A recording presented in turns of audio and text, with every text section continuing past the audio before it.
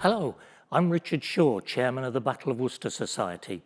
I'm speaking to you from the Great Hall of the Commandery in Sidbury, Worcester. This was the headquarters of the Royalist Army in that battle. It's a lovely, peaceful, quiet day today, but in 3rd of September 1651, this place would have been chaotic.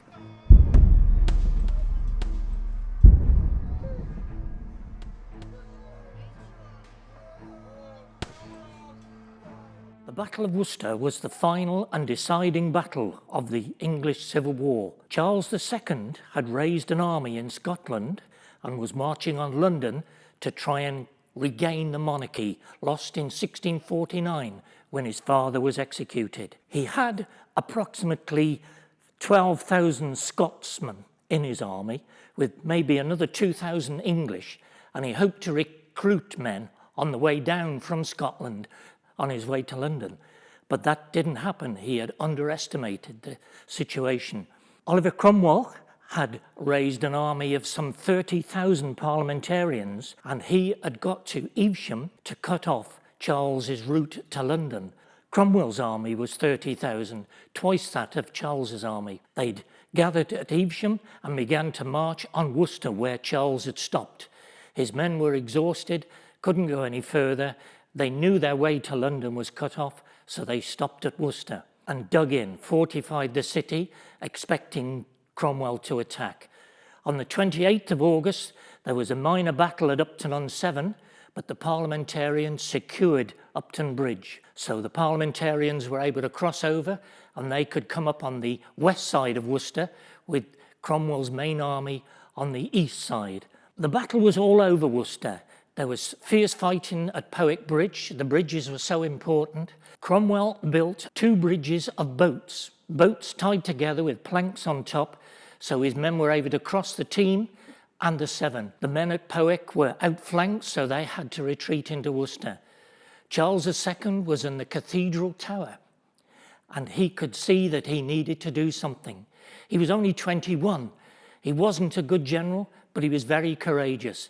He gathered as many men as he could, and they attacked the parliamentary guns at Perrywood and Red Hill. They had initial success, but Cromwell was able to throw reinforcements in and drive the royalists back into the city. Green Hill, just outside Worcester, had been carved into a fortress in the 1646 siege, but in 1651, the royalists had fortified that fort and had their guns pointed at the parliamentary soldiers. The Essex militia were given the task of storming the fort, and they steamed in and killed everyone there. Many ran down towards the Sidbury Gate, but the parliamentarians turned their guns on the royalists and blasted away at them as they tried to run into the city. It was estimated that 1,500 men died on Fort Royal Hill, which today is a scheduled monument.